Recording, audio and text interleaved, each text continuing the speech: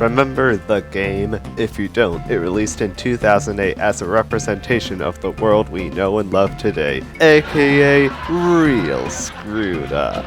You start as a little pawn on a platform and your goal is to jump off and die, after which this happens. Proof that government is useless. You kill yourselves just fine. Because that was Anarchism the Game, which is directly ripped off from this.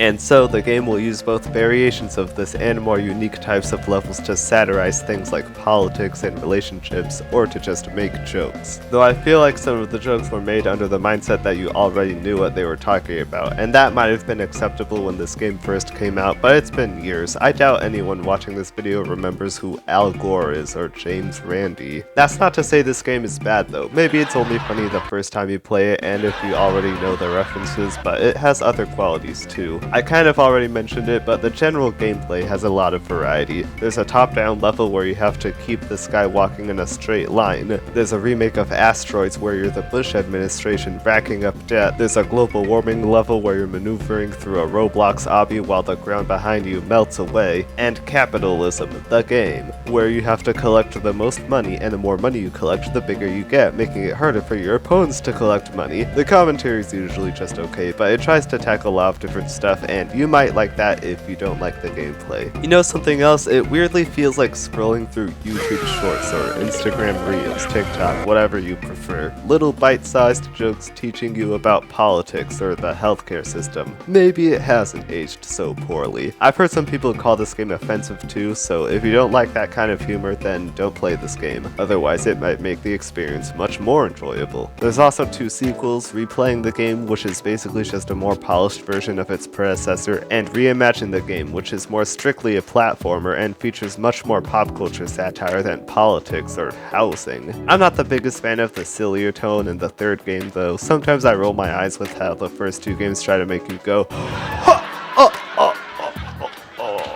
but I don't know, I feel like that more cynical tone is much more appropriate for the kind of game this is. I can see why the developer Nikki Case doesn't really like these games anymore, but it's interesting to think about how they've influenced her future projects. She started off making these really crappy pick up and play if you're bored and want a fun time games, and eventually switched over to these sort of interactive educational pieces. I say sort of, that's pretty much what they are. And now before I sign off, let me highlight a few of them. Nothing to Hide is an anti-stealth game about surveillance and censorship, where if the Illuminati isn't watching you, you die. It was never finished, and you can control the player with a keyboard or by dragging and clicking with your mouse, which is very familiar. Coming Out Simulator is a choose-your-own-adventure game where you play as a fictionalized version of Nikki Case coming out as bisexual to their parents, and the text goes by too fast for me to read it. What the hell? And your choices matter in this game, so wouldn't it help if I could see what I was doing? We Become What We Behold is a spiritual successor to Reimagine the Game, where you have to snap some news, spread the word, and